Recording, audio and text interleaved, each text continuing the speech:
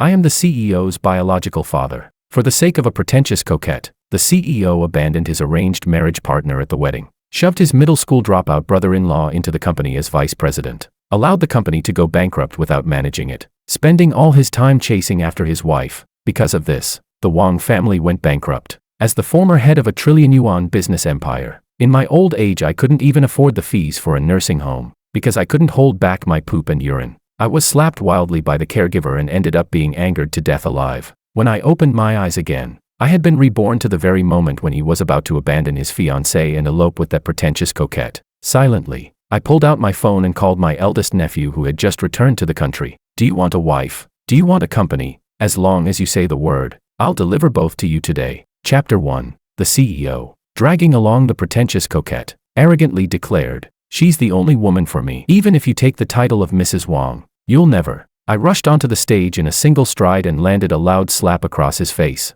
You unfilial son. Did he have any idea how his behavior today would impact the company's stock market?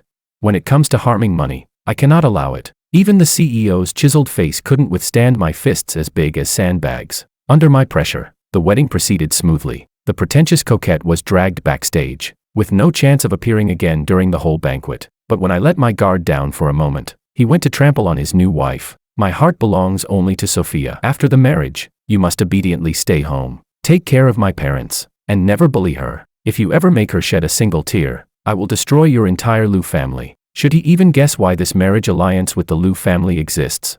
Of course, it's because both families are evenly matched, working in overlapping industries, able to help each other, using the marriage as an opportunity to bind the two families together, avoiding future conflict. I appeared instantly before my daughter-in-law and swung another round slap at his face. He covered his swollen cheek. Dad, what on earth are you doing?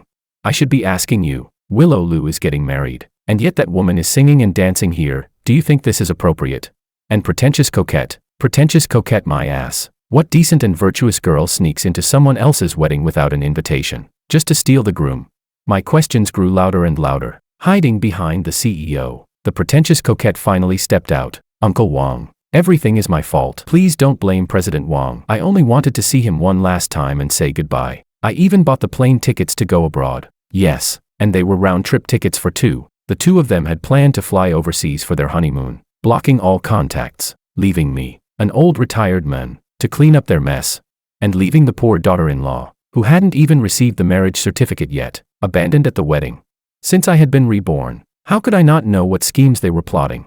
I held onto my daughter-in-law and spoke sincerely. I only recognize you as my daughter-in-law. The bond between our families will not be broken because of this rebellious son. No more stories of love turning into hate. No more long-term cooperation destroyed by a single woman. This life, I will never allow it to happen again. Yet Willow truly loved the CEO. I still want to bully her. Who told her to steal my husband?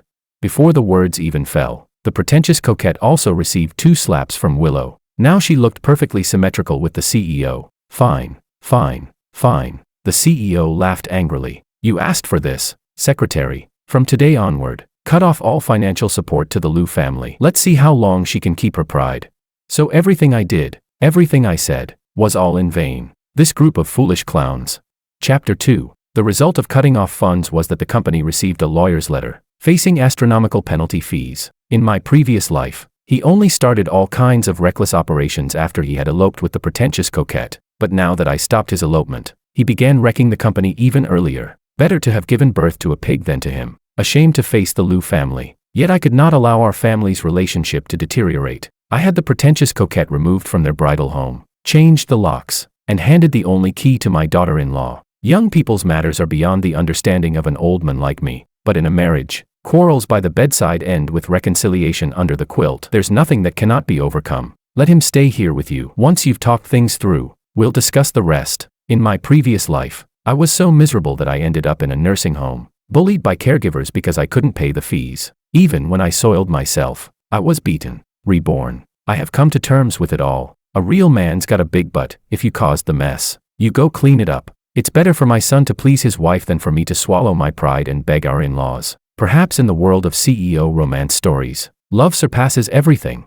All my heartfelt words before did not attract my daughter-in-law as much as this one key. She held the only key with reverent gratitude. Rest assured, I'll take care of things with my family. I left their new home in high spirits. But before I could even sit down at home, news arrived. The pretentious coquette who had just been taken away was making a scene, threatening suicide. She even claimed she already carried the CEO's child. If I insisted on separating them, she would die together with my grandchild. In my previous life, after they eloped, they really did return a year later with fraternal twins. But I thought she got pregnant abroad. Who would have thought she already had it in her belly now? And yet she had the face to tell me. She crashed the wedding only to see him one last time.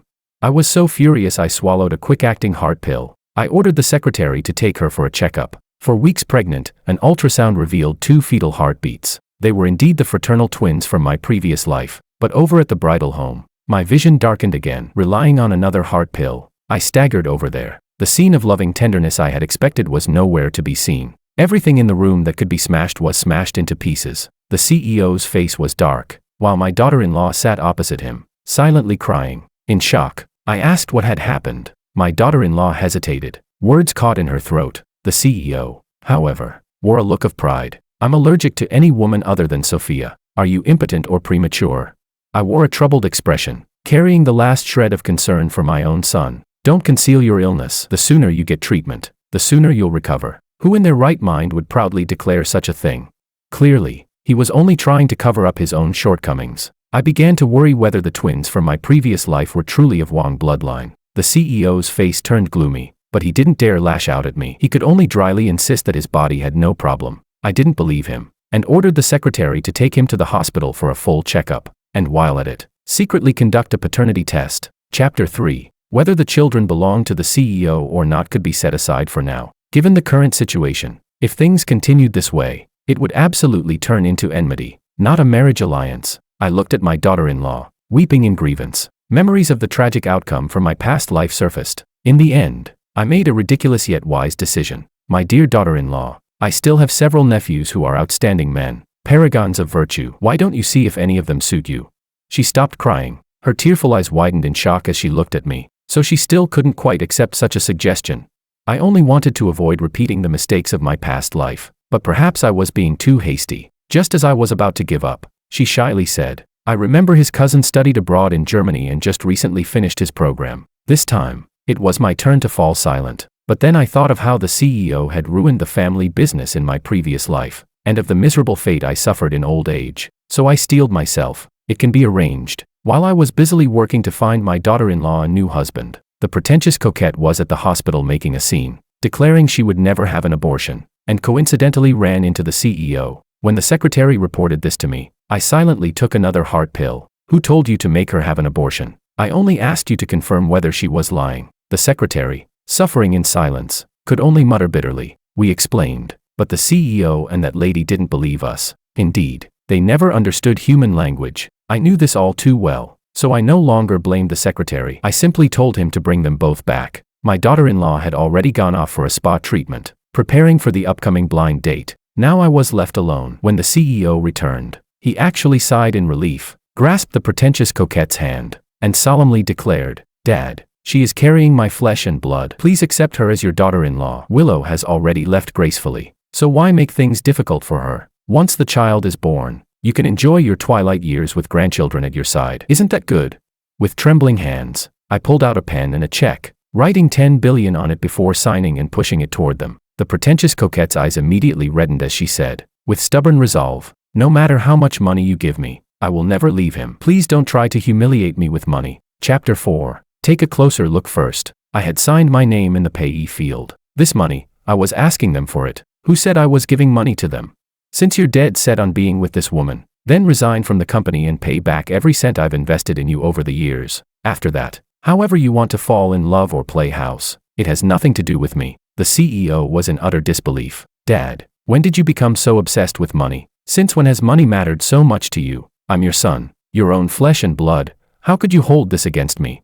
Yes, you are my son. That's why, after being reborn, I even wanted to rescue you instead of simply stabbing you to death. But in just one day, you've made me take 3 heart pills out of rage. I've had enough. I can't possibly throw away my own life for an unfilial child. Having been reborn, I refuse to end up as miserably as in my previous life, with a love-struck fool like him continuing to helm the Wang family empire. The Wang family is doomed sooner or later. Better to replace him with someone else while I still can. He didn't sign. Instead, he tore the check to pieces. So this is your way of forcing me to be ambitious. Isn't this a bit too cliché?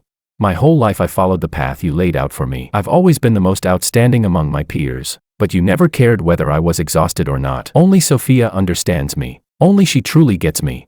He slammed the table, stood up, and shouted at me. In this lifetime, I will marry no one but her. Even if you threaten me with the company, I will never give in. And he really did go and resign from his position. But company positions can't be resolved with just a few words. I had already stepped down, and he had been running the company for years. Just like how cutting off cooperation funds as a joke only turned the company into a laughingstock. If he didn't resign of his own accord, I had no authority to remove him. Perhaps it's true that the favored always act with reckless impunity. In my past life, I did indeed indulge him too much, but in this life, I care more about securing my own retirement. I turned to my eldest nephew who had just returned to the country. Do you want a wife? Do you want a company? As long as you say the word, I'll hand both to you today. My nephew didn't respond, probably thinking I'd lost my mind. As long as you're willing to marry Willow, continue the marriage alliance, I'll help you become the head of the Wang family. Uncle, you must be joking. With my cousin around, why would you try to pull me in?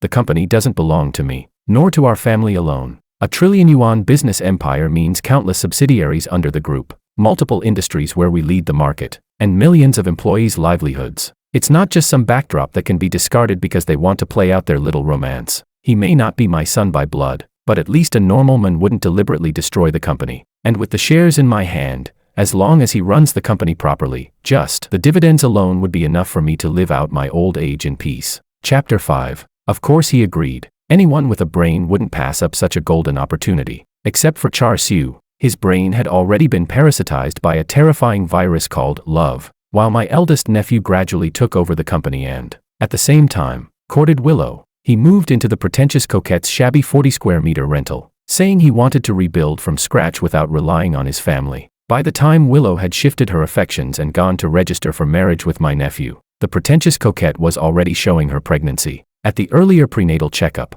it was less than 8 weeks, so DNA verification couldn't be done, so I wasn't certain if the twins were actually his. But the CEO firmly believed they were his children, and his love for Sophia was so hopelessly deep that even while living on scraps, he never considered bowing his head to me. At most, he occasionally sent harassing texts asking if I regretted driving away such an outstanding son. I blocked him without a word, and after that, I didn't hear from him for a long time, just like in my previous life when he fled the marriage and disappeared for a year. But now, I no longer worried about his safety, nor fretted about the company's falling market value. My eldest nephew was a rising star, steadily taking over the company under my guidance. He let the marriage be arranged, and his feelings for Willow gradually deepened. He was clearly someone worth grooming. Just when I thought the farce from my previous life had finally come to an end, the pretentious coquette suffered massive hemorrhage during childbirth, and she turned out to have the rare panda blood type, with the blood bank lacking sufficient reserves. Coincidentally, Willow had the same blood type.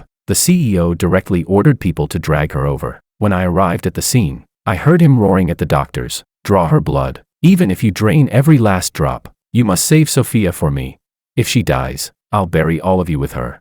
What era are we living in? This is a society ruled by law. If word of this got out, it wouldn't matter that he had already left the company. As long as his surname was Wang, he would drag down the reputation of our entire family. It could even result in many people being summoned for questioning. That familiar stabbing pain of a heart attack hit me. I strode forward, swinging a full-force slap that sent him crashing into the wall. Then I shielded my niece-in-law behind me. "You bastard, I dare anyone to try." The CEO held his swollen face. "Dad, why are you protecting her? Don't you realize the one on the operating table is my wife and your own grandchild?" I had bodyguards drag the CEO away. Causing a scene in a hospital was nothing but a disgrace to me. My apologies, everyone. Please just follow all the medical protocols. As for my son, I tapped my temple and sighed. His head isn't quite right. When his wife ran into trouble during labor, he panicked so badly he started spouting nonsense. Chapter 6. Even without my niece-in-law donating blood, the twins were still delivered safely. The CEO didn't think he had done anything wrong. Holding the babies, he proudly showed them off to me. "Sophia gave me a son and a daughter. She's a great contributor to the Wang family, and I want to reward her with 10 million. I said nothing. Then he tried to shove the babies into my arms. "But my accounts are all frozen now. So Dad, I pushed the children back to him and said, "Go chase after your so-called love, but don't even think about counting on me. And don't harm Willow. She's already married. Her relationship with her husband is strong. Don't drag her into your mess again." The CEO's expression froze. He hadn't expected me to be this ruthless. After all, in my previous life, when he returned with Sophia and the twins, I had handed the well-managed company back to him again, other than advising him not to disappear suddenly anymore, and reminding him that as a married man he needed to take responsibility. I never spoke harshly to him. Now, he was probably still waiting for me to beg him to return to run the company and inherit the family fortune. I told him bluntly, "From now on, the Wang family's money has nothing to do with you. During the time you've been gone, both the company and the household have been managed entirely by your cousin, including the marriage." The CEO hadn't expected me not to wait for him this time. After a long silence, he sneered, "Dad, that joke isn't funny." "What? Do you have some illegitimate son out there? Could anyone possibly be more outstanding than me?" I was speechless. Even if I tied a dog to that position, it would do a better job than him. I knew his brain was diseased now. Reasoning with him was useless. So I gave direct orders to the secretary. Hire 10 tutors for him, to take turns teaching him basic law until he learns to follow rules and obey the law. Don't let him go out and embarrass himself again. And those 2 children, hire 4 nannies to care for them, and have that pretentious coquette go learn alongside them. In my previous life, their so-called love story was nothing but chaos. One child ended up autistic, the other precociously cunning like a little monster. All that talk of genius children, weren't they just forced out by bad parenting? Maybe the children still had hope, if separated from these unreliable parents. No one protested my arrangement to take the children away. The CEO once again revealed that all too familiar sinister smile, confidently whispering to the pretentious coquette, "I knew it. Dad talks tough but has a soft heart. He can't resist our children. When you go visit them, just call him father-in-law more often. Do you think he'll really keep rejecting you?" Even now, they still refuse to believe that I would abandon them. Chapter 7. When my eldest nephew learned that Willow had nearly been forced to donate blood, he hunted down the CEO and beat him within an inch of his life. In theory, the two were evenly matched in skill, but my nephew had brought along an entire team of bodyguards. Once the CEO was battered until barely breathing, my nephew tore off his gloves, threw them on him, and threatened, "I don't care about your messy business, but if you ever set your sights on my wife again, a beating won't be enough to settle it." My wife? The CEO finally realized things were beyond his control. "I disappear for just 1 year, and she marries you. She's that desperate." Before he could finish the insult, a kick cut him off. The CEO was sent straight into the hospital. His tutors told me about the incident. I told them to keep teaching. Being hospitalized doesn't mean the brain is broken. His lessons could continue just fine. I brought some tonics to visit him, and the pretentious coquette was there caring for him. The two of them looked far less glamorous than they had in my previous life. "Dad, did you really hand the company over to my cousin? Our family isn't lacking in people. Why give it to an outsider?" I looked at this son who, both in my past life and this one, had abandoned his bride and left me to deal with the mess. And I wondered how thick his face must be to even say such words. "Your cousin is my nephew, all Wang family blood. Who's an outsider? Who's an insider? Since you don't want to take the company, I won't force you. Just like you told me before, I truly did pressure you too much. So now, go pursue your freedom and love." He smashed all the tonics I'd brought onto the ground. "Just because I didn't follow your arrangements and marry Willow, you'd treat me like this? Why do you always want to control my life? Why do you keep forcing me, threatening me?" If his flaws were minor, I might have suspected my parenting was at fault, but for him to be this twisted, I could only assume he was mentally ill. I left the ward and asked the hospital about their payments. I learned they were using facial recognition to check in, but hadn't actually paid a cent. I immediately told the hospital that he was no longer part of the Wang family. That night, unable to afford the bills, they left the hospital on their own. As soon as his face healed, he went straight to the company. There, he ran into my nephew, surrounded by people, basking in the treatment he once enjoyed. He stopped them and confronted my nephew directly. "Since when did the Wang group become your private property?" My nephew didn't argue. He only asked security whether the men had a pass. "How could you let just anyone in?" "Throw him out." And in front of many of his former subordinates, the CEO was thrown out. He roared in disbelief, demanding that my nephew return everything that belonged to him. But my nephew simply let the others continue their work. Then he stepped up, ground his foot hard into the CEO's hand, and said with disdain, "I really envy you. You had a father who carefully planned everything for you. All you had to do was follow his arrangements to achieve success and glory. But not only did you not want it, you despised it all. Who's to blame for that?" Just then, newly married Willow came to deliver lunch, and happened to witness the scene. She quietly stood beside my nephew, took his hand, and silently showed her support. The CEO still refused to believe it. He scrambled up from the ground, seized Willow's wrist, and demanded to know if this was all some kind of play, that they had conspired to deceive him. She couldn't break free and looked to my nephew in distress. And then, the CEO got beaten again. Right in front of him. His cousin's wife kissed my nephew. In the past, I must have been blind to ever fall for you. Why would I ignore a handsome, capable husband, and instead cling to a rotten cucumber like you?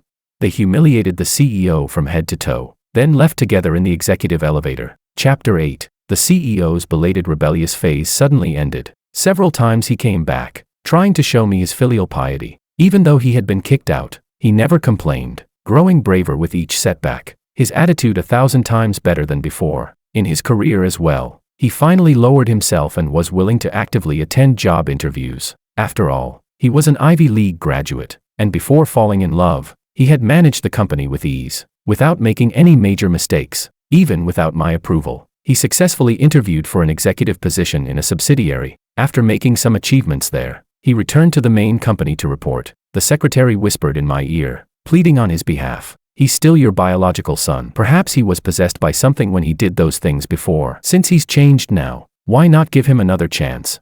I didn't agree, but neither did I chase him away. After all, climbing back up to an executive position, he had relied on his own efforts. As long as he corrected his mistakes, I wouldn't destroy him completely. Yet remembering my previous life, I still couldn't feel at ease. So I transferred several reliable secretaries to the subsidiary, to keep an eye on the CEO. It didn't take long before he abused his power, bringing in his junior brother-in-law, fresh out of prison, with nothing more than a middle school education. But his current position wasn't high. Unlike in my previous life where he could easily make him vice president, now the brother-in-law could only be slotted in as an ordinary staffer. Yet just like before, he used his relationship with the CEO to harass female colleagues and pocket company property. The only difference was that instead of misappropriating millions, now he was profiting a few cents per page by abusing the printer. As for the women, without the title of vice president to shield him, no one humored him. When harassed, they cursed him out, and if it got serious, they hit him. In the subsidiary, this man was like a toad,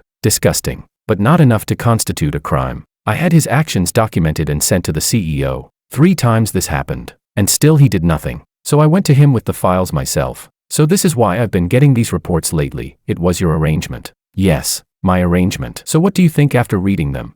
He felt no shame. Instead, he was proud. He's my brother-in-law. It's normal for him to enjoy some privileges in the company. Besides, he's a sensible person and hasn't done anything wrong. I remembered in my past life, when his brother-in-law caused trouble, he had worn the same expression. But back then, it had nearly cost lives and caused the company tens of millions in losses. He didn't notice my rising fury and continued. Besides, Sophia has been throwing tantrums lately. I need to keep her brother close by so she won't secretly run away. And then, why should the company foot the bill for your romance? My last shred of hope for him was completely extinguished. I left his office and immediately ordered termination contracts to be drawn up. Not just for his brother-in-law, he could pack up and leave too. I finally understood, his biggest flaw wasn't even being love-brained, but his utter disregard for rules and law. Living in the 21st century, yet still carrying the mindset of a feudal lord. In his eyes, the whole world revolved around him. Anyone and anything he didn't care about should unquestioningly serve him like slaves. Such a son, I could no longer afford to keep. Chapter 9. After having him dismissed, I contacted my eldest nephew and asked him to organize a press conference. There, I publicly severed ties with him. The CEO was the last person to know. When the termination letter was handed to him, he tore it up and threw it in the trash. The next day, he went to work as usual, only to find he was no longer an employee and couldn't even get into the building. Blocked outside the company with him was his brother-in-law. Brother-in-law, what's going on? Didn't you tell my sister you'd arrange a good future for me? That disdainful look from his brother-in-law pierced him deeply. Before he could come up with an excuse, a group of reporters, fresh from the press conference, surrounded him. Why has Chairman Wang disowned you? How do you feel about being expelled from the family? Is there an inside story you can share with us? Faced with the flashing cameras, his face turned dark. He grabbed a reporter who shoved a lens in his face and demanded to know what this meant. The reporter showed him the draft news article, along with the full video of the event. In the video, I solemnly announced that I was handing the family business over to my nephew and severing all ties with him. The lawyer was present, and the transfer of assets had already been notarized. Meanwhile, my nephew's wife stood happily at his side, all smiles. Everything emphasized one fact: he had truly been abandoned. He refused to believe it and tried to storm in to confront me. Stopped by the bodyguards, he was only dragged back under my permission. Dad, you're really giving the family business to my cousin? What right does he have? I'm your son. I'm not giving it to him. Competence decides who holds it. Seeing him like this, I couldn't help but laugh. Well, I've already taken care of all the things you hated. Now you can live the happy life you wanted. He couldn't bring himself to say he regretted anything in front of me, but he couldn't hide the regret in his eyes, nor the blood dripping from his clenched fists. Still, he didn't utter the word regret. Only later, when his brother-in-law came asking for more benefits, did he beat him up. Then the brother-in-law ran crying to Sophia, and the two of them tore into each other in a massive fight. I heard that without the CEO's support, that idle, worthless brother-in-law returned to his shady ways, was arrested, and sent back to prison. Truly worth celebrating. Chapter 10. After the brother-in-law went back to prison, the couple's relationship sank to rock bottom. The pretentious coquette constantly tried to run away, saying his love was suffocating her. The CEO, red-eyed and clutching his waist, swore that he could give her anything but freedom. Then the pretentious coquette demanded her brother be returned to her side, and the CEO actually tried to make it happen. As a result, he was detained for 15 days for picking quarrels and provoking trouble. 10 tutors had taken turns trying to drill legal knowledge into his head, but none succeeded. My nephew asked me if we should bail him out. I refused without hesitation. We've already severed ties, let's cut it clean. So he has no illusions left. My nephew let out a rich, old money laugh, praising me endlessly. Uncle, you are truly decisive and resolute. Lately, many have whispered in my ear that since you could be so ruthless with your own son, you must only be using me, that I should be on guard, and perhaps even get rid of you to prevent future trouble. I laughed as well. If I could keep such close watch over the CEO, how could I possibly let my nephew slip by unnoticed? The fact that he confessed this to me meant he hadn't been swayed. He was sane, resourceful, and capable of managing the family empire, a good candidate indeed. Uncle, without your foresight, the Wang group wouldn't have the glory it has today. Destroying the foundation for short-term gain, or throwing away potential out of fear, has never been my style. If there's anything I can do, please command me freely. He extended his hand. Shall we wish for a pleasant cooperation?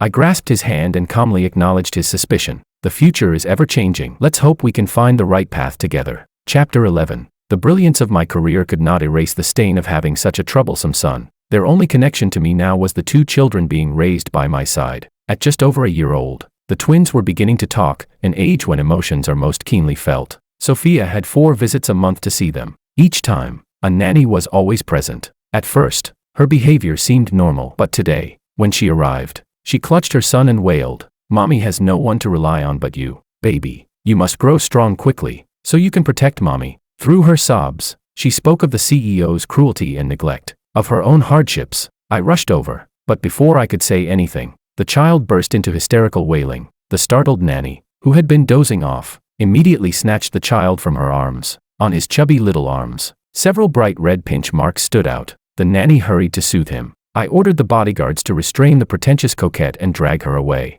From the bottom of my heart, I asked her, "You have hands and feet. Can't you work for yourself? You expect a 1-year-old child to raise you. What on earth is in your head?" She cowered, yet spoke with self-righteousness. "They're both genius babies. Only if I talk like this will they understand my suffering." Yes, they were geniuses, indeed. The elder brother, a hacker prodigy, breaking into company secrets at the age of 3, only to be taken away to have his worldview corrected. He died never knowing whose hands had shaped him. The younger sister, a dancing prodigy, but lost in her own world. At her very first public performance, she committed suicide on stage, leaving a final tragedy. I had once suspected the Wang family carried some genetic curse, but never suspected it was her planting such twisted thoughts in them from the start. That familiar stab of a heart attack surged through me. I ordered her sent to the hospital. Soon, the pretentious coquette was diagnosed with mental illness. I arranged for the best psychiatric hospital and forbade her from seeing the children again until she was cured. When the CEO was released and discovered the pretentious coquette had disappeared, he stormed over to me. "Where have you hidden Sophia? I warn you, return her to me, or be prepared to face my wrath." What wrath? The gravest harm he could inflict on me now would be to strip naked in public, defecating while shouting that he was my son. Other than that, I couldn't think of a single way he could threaten me. How did he even have the face to utter such words?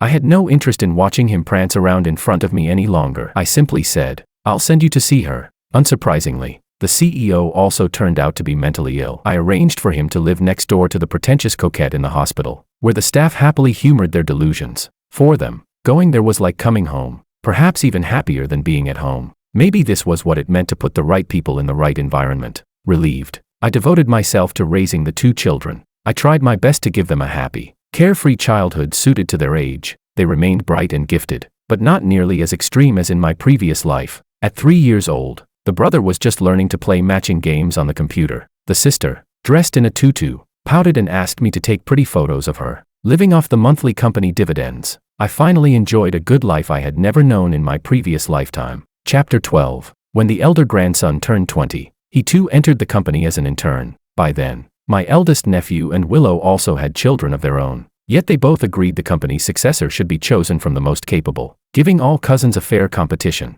I knew what they meant. The situation with the CEO must never be allowed to repeat. But out of respect for my pride, they didn't say it outright. This remained a thorn in my heart. I never wronged the CEO in any way. And before meeting Sophia, he truly was the most outstanding among his peers. It was only after cutting a bloody path through his generation that he won the right to lead the Wang family. So why did he suddenly become so foolish? When the elder grandson had already become a department manager, he went to attend his younger sister's first musical performance. Backstage, he encountered a girl who, due to an accident, twisted her ankle and lost her chance to perform. He thoughtfully took her to the hospital, and in doing so, missed his sister's debut. As my heart sank, I feared another cliché story of old flames reigniting, repeating his parents' tragedy. But then he suddenly asked me, "Grandpa, what does it mean, this CEO system? What is that thing?" It approached me, saying that girl was my destined goddess, and insisted I had to take her to the hospital. I didn't quite understand the system, but I thought of the CEO's absurd life. So many years later, I dragged my son out of the psychiatric hospital and forced father and son to confront each other, asking whether he too had encountered this thing. He said he was the son of destiny. Having a system was perfectly normal. If I hadn't interfered, he would already have turned the Wang family into the greatest empire with the system's help, so how could it have ended up stuck where it was today? I looked at the Wang family, which had grown from 1 trillion to 10 trillion in assets, and thought, wasn't that good enough? And yet this man, who in his past life had bankrupted the Wang family, where did he find the confidence to spew such nonsense? Just because of some dubious system? I trembled all over, terrified that my grandson would become the next CEO, the next ungrateful wolf. I lifted my hand and stared at my palm. Even if I could break apart their absurd game with a single slap, how many years did I have left to live? Why wouldn't this thing let go of my family? When I warned my grandson that the system harbored ulterior motives and was not to be trusted, he smiled and said, "Knowing you're not working with the system puts my heart at ease." I reported it to the state, and they've already extracted it from my mind. Right now, it's undergoing research. Hopefully we'll uncover its secrets and make proper use of it. Thanks to this project, I've already secured a government career. For a moment, I saw the image from my previous life. At my own grave, my grandson had become pale and gaunt, like a ghostly shadow. It seemed he hadn't spoken to anyone in a long time. Even speaking was difficult. The system captured Grandpa, sister, they're both dead. Even after his parents went bankrupt, he and Sophia only cared about their endless chase of love. Indifferent to the world, he had seized the system behind it all. But everything was already beyond repair. After mourning his family, he followed them into death. I rushed forward, embracing my grandson, weeping bitterly. I cursed the system while soothing him, insisting everything was already over. But I didn't forget one last thing. I told him to solemnly apologize to his sister, to explain, so their sibling bond wouldn't be broken by this matter. His sister said that although he had left in a hurry that day, he had transferred her 10 million. She had forgiven him then and there. Good. That was what a true CEO ought to do. Once the system was gone, the CEO finally awoke from his false dream and realized how thoroughly his life had been ruined. He wanted to make a comeback, to re-enter the company and prove himself. But after all these years, I slapped him once again and told him to get lost, to redeem himself first, to apologize to all those he had hurt with his actions, and not to show his face until he had earned their forgiveness. The one he had wronged most deeply was Willow, who in this life had remarried his cousin. The CEO got stuck there, and that impasse lasted his entire life.